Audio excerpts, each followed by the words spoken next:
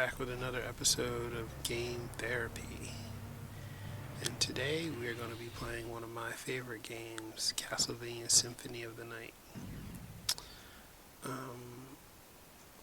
I actually first played this game on the Sega Saturn. I got it for Christmas. It was an import game from Japan. I thought it was going to I think originally in America it was only a PlayStation exclusive, but in Japan, of course, it came out for a Sega Saturn. So ultimately, when I got well, actually, I don't think I ever got a PlayStation. I got a PlayStation 2, but this game was all in Japanese, so I couldn't read anything. Everything that people were saying was in Japanese. But I had like a strategy guide that was in English, so that helped a lot. So, but yeah, interesting game. One of the I think this is the first Castlevania game I ever beat. It plays more like I think they call it what is it? Strategy RPG or something, or action RPG. So, but I just loved when this game came out. I think Bram Stoker's Dracula, the movie, just came out, and I just loved this game. At the time, the graphics were beautiful. The stage is always beautiful. The music, I actually have the soundtrack for this game. It's one of my favorite game soundtracks. And even like I'll say the story is shallow, but you're playing Alucard, who is Dracula's son, and Castle Dracula is back. So you're here trying to defeat your father. So, but this game was so. Like I said, at the time, it was just like, oh man, And for me to be able to play it on because I was a Sega person. I wasn't a PlayStation person. I didn't get the PlayStation 2 till after the Dreamcast had died off. They stopped making games for it, but I was diehard Sega, except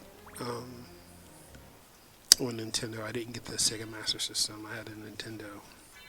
And then I got the Sega Genesis, Sega Saturn, and Sega Dreamcast. I never got the 32X or Sega CD.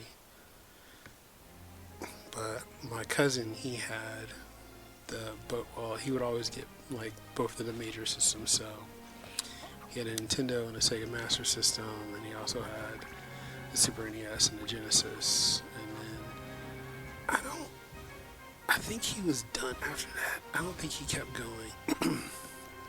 Although I think I think he was done. He never got like the 32-bit systems. So, although I do think now he has a PlayStation 4, but I doubt he plays it. I don't think he plays it at all.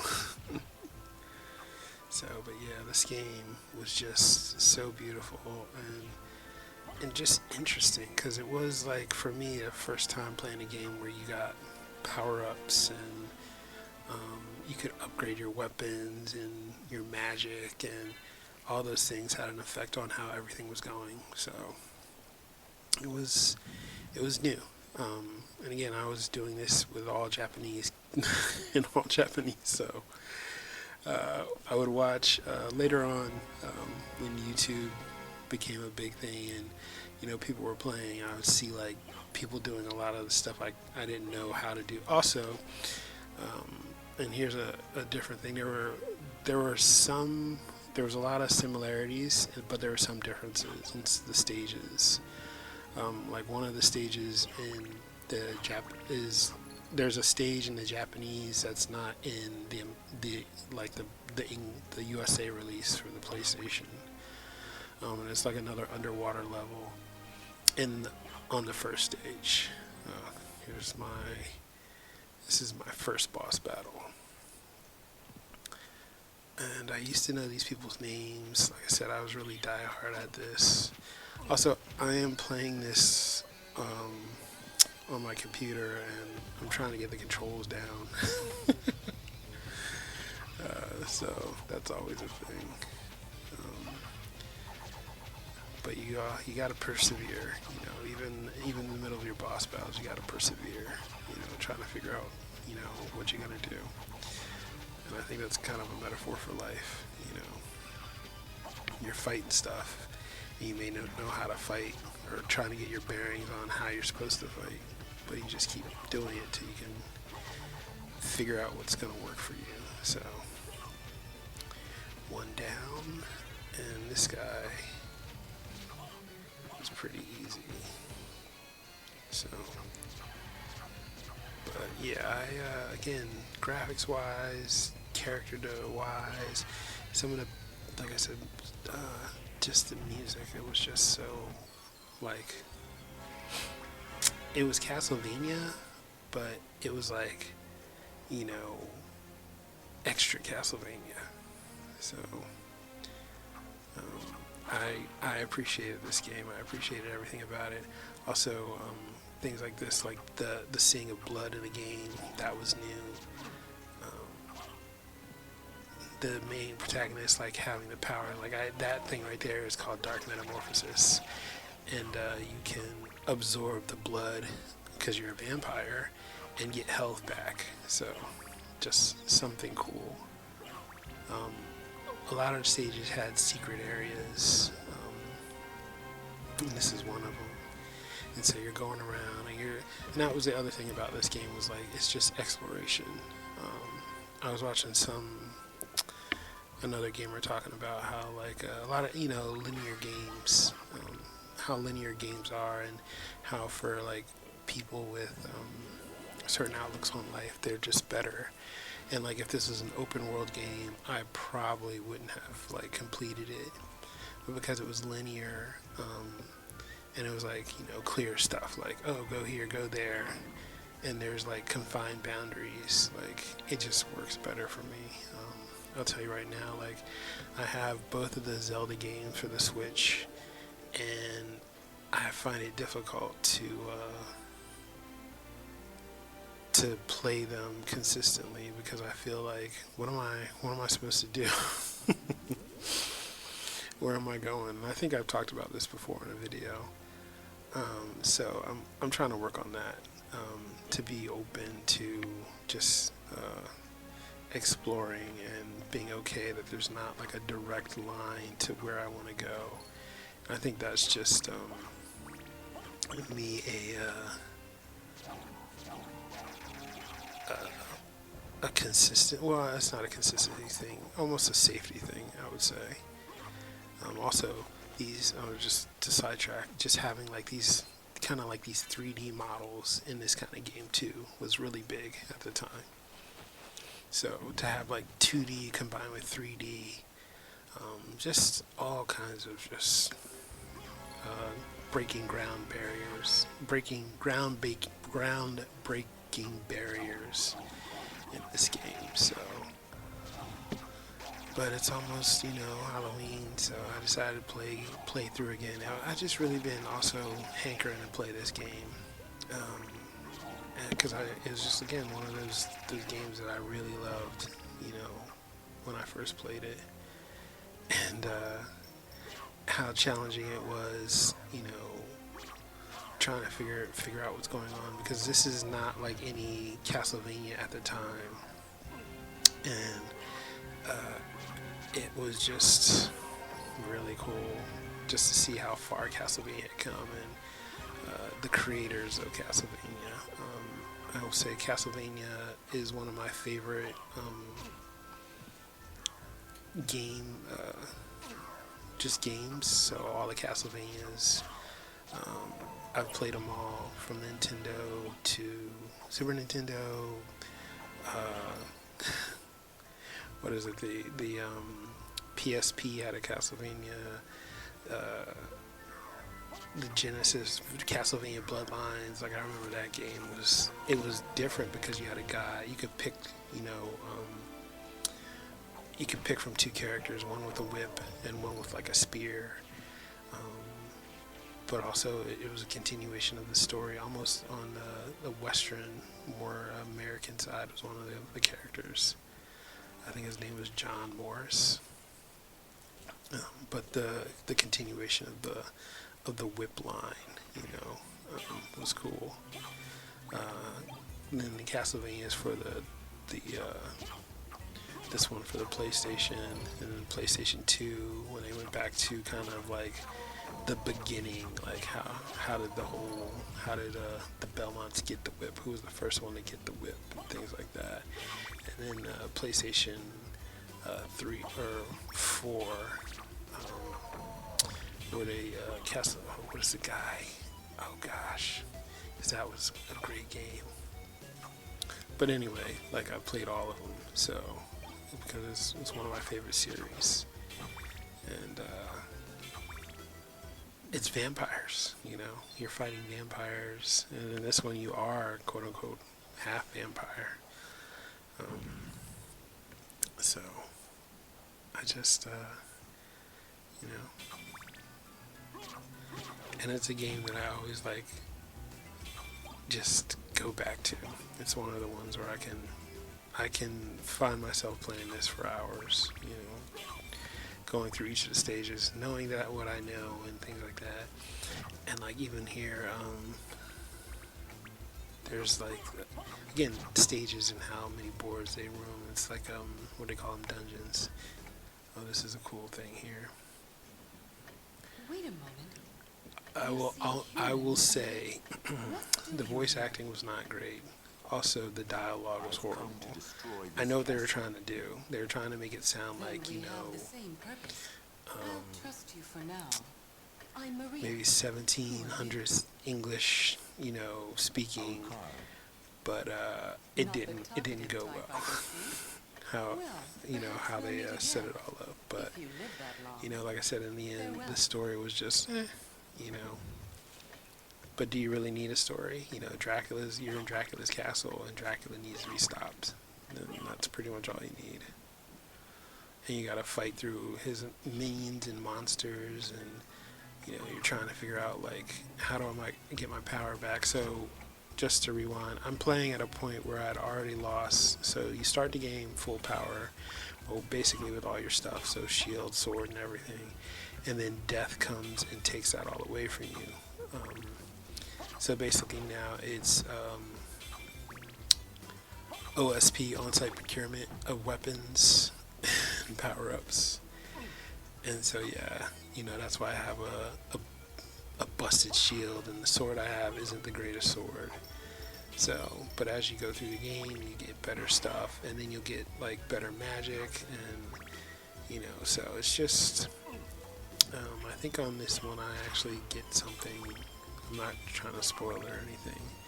That like again will help push the game forward. So, but yeah, I think I stopped there because I was like, do I want that? Because if there's a section. Oh, that's the other thing too. Like depending on power-ups you use, there are different things you can unlock in stages. So it's just good to be mindful. Again, this is because I've played through the game many times, so I know. But then I'm like, do I want to go that route or do I want to wait? So, but yeah. Also, this was when I first did this was really cool. So if you look in the background, you'll see an eye floating in the background, like an eyeball. And I was like, oh wow. Also on the Sega Saturn version, this creature that you're gonna see with like the half alligator, half woman, she's actually naked in the Japanese version. So, but yeah, like I said, they censor a lot of stuff and change a lot of stuff in the game, but it's still cool. So, yeah, this is the one where I was like, oh man, if you're looking in the back of it, you'll see that. The other thing that is different about this game for Castlevania is the collection of money. You could always collect money in all the Castlevania games, but it was more for the point system. That's the other difference. There's no points here. Oh, that's too. It's like you get turned into stone so many times, it'll turn you into like your true form and stone, and so that's why you saw like a giant like bat demon standing there. So, but going back to the point system and the money, so you'd collect the money, and it's more for just points. But now in this game, it's so you can buy stuff. And I don't get to the point here, but there's a library, and you go to the librarian, and he has wares you can buy, So, but it's pretty cool. Also, again, just the art direction in this game. So running in between different stages, like main stages, you see like these designs of angels in the corner. It's kind of like this whole gothic, classic 17th, 18th century, just to keep you in the game, and I like it. Here you'll hear the rain flowing on the outside. The Medusa heads are again a throwback to the old Castlevanias, which always just got on your nerves because they would knock you off certain platforms and things like that. Here are other things too, is like you can go and just interact. That's just new. Being able to interact with your environment is important. And even on that note, like, in real life, it's important for you to interact with your environment. I've tried to figure, like, I'm looking at my life bar here, and I'm like, I'm not going to make it. So, I'm trying to be very strategic. So that's the other thing, too. This game requires you to be strategic in how you operate. It's because it's easy to die quickly before you know it. Yeah, so I'm definitely trying to not die right here. So, but that's the other thing I love is like you can, okay, I have these powers. Let me use these powers. Let me use what I have. And that's something we all have to kind of learn is like what do we have right now? I was nervous here because I was like, wait, I think I have to fight a boss, and I am not gonna make it. And these guys, at some point I just level up again. So, but at some point, you'll get to a point where you can just hit them one time and they'll go away. But you gotta build up. And I was like hoping. I was like, oh, thanks, save point. Because the save point will automatically raise your hit points back to full. So, but yeah, I definitely was nervous because I was like, oh my gosh, I'm gonna fight this whatever this boss is, and I'm not gonna make it. So, another thing you can do is if you stand long enough, a la carte will move into different things. But I think here I was trying to figure out something, the direction I wanted to go. But you see, he just kind of made his stance like, a hero stance. So. But yeah, I think I'll be moving pretty soon here. But again, seeing the different art directions with the kind of like the gothic outlines. That was the other thing, was like this game was very gothic. And all of them are, but like, this one kind of just leaned into it more, even with the music. So here goes the boss battle I was worried about. I didn't know what to expect here because you're in this chamber twice, and one is I forgot it was me that I had to fight. And this is the funny thing, is like he's like the me. I mean the full power me versus like me myself, right? So the other thing too is like, yeah, so that right there, the turning into a bat, you'll start to get these different powers ups where you'll be able to do stuff. He has me in a corner, and that's just horrible. And I gotta just watch because the other thing is he's like doing enough to just do one.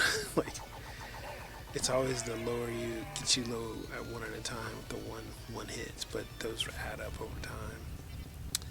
So this little pot of gold, pot of whatever, replaces the red orbs from the original Castlevania. And look at that. I got a better sword. So I'm going to equip it. And you see everything I've collected. And as I go through, yep, put some sunglasses on. I saw like a meme where it was like, you know, how you'd actually look, you know, if you could actually see yourself with putting on the different things in the game. And it's like it's like it showed him like with sunglasses and like a hat and like a tattered cape, and you're just like, why, you know, he just looks ridiculous. But you know, your hit points go up because you just look silly. So, but yeah, so I encourage anyone, if you get a chance to play this game, like, do it. Especially if you like Castlevania games, or what do they call them, Metroidvania now. So you just go through, and that wolf thing right there is a magic power up. So like when he changed into a bat, that's one of the things I can change into a wolf. So at some point I'll have to try that. I'm gonna try and go get that. But here again, just the interaction, that's just new. So I just cut on an elevator. And I think I'm just stuck trying to get those hearts. So that's the thing too, it's like, you're like, I can do it, but you can't. You're like, my sprites are too long. If anyone knows what I'm talking about, you know, it's just because, like, how the game is quote-unquote drawn. So, but another save point. Always save. It's kind of like, you know, what they tell you about your documents, right? Make sure you always save. As a security professional, you know, I say always make sure you save your data, you know, redundantly, because you never know. So, and I have, in my own life, I have redundant backups of things, so, just in case.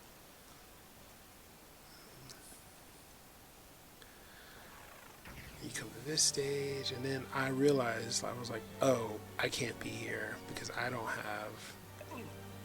not powered up enough to be here.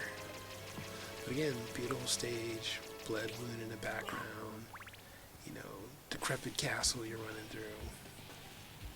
But yeah, as I'm running through this, I'm realizing like, I don't belong here, but let me see what I can find. And that's always funny. You're like, what am I going to do with this? So, and like, there are areas, again, where you won't be able to get to the area until you get certain power-ups. And that's, again, a mechanic of the game, is like, we want you to get to a point where you can go where you need to go. It's, again, it's a life lesson, right? You gotta build yourself up to where you need it, to where you can get to where you need to go. Yeah, so I can't fly across there, I can't jump across there yet, but I'll be back. So, but I'm just gonna, this is, like, if you've never played this game, like, if you can find it, play it, you know. This would be one recommendation. Again, I didn't have a PlayStation, so I'm not really versed with their games, but this was one game that I was like, yeah. See, now I can turn into a wolf. It's a pretty ugly wolf, but, you know, it's still a wolf. I feel like I don't know if you ever saw the Resident Evil movies or even the later games where they had like the dogs that were zombies. That's what I kind of feel like it looks like. It looks like a zombie dog. Like that's not where I wanted to go, but so, but yeah, this is what it reminds me of. Oh, again, I'm still learning the buttons for this game because I wanted to jump up there and finally get the hard thing. And of course, and it's like they know what I'm trying to do. It's like they know. Sorry, that's my dog. You know, but ultimately, I will get there. Perseverance, and now my heart's increased, so I can throw my special weapons more. But yeah, this was a great game. If you've never played it, if you like Castlevania, if you like just action RPGs, I believe is what they're called, you know, please just, if you can get a copy, enjoy it. Like I said, the story isn't great, but it's just like, okay. But it's weird because it's almost like Castlevania games rely on your previous knowledge of them. I don't know what that would be called, to play them. So like, we know him from Castlevania 3. And so to have him kind of have his own Castlevania was new and interesting. So it's almost like the mythos of Castlevania was enough to carry the story. So, but at this point, I am going to sign off. I just glad you could walk through a little bit of this game with me. Talk to you soon.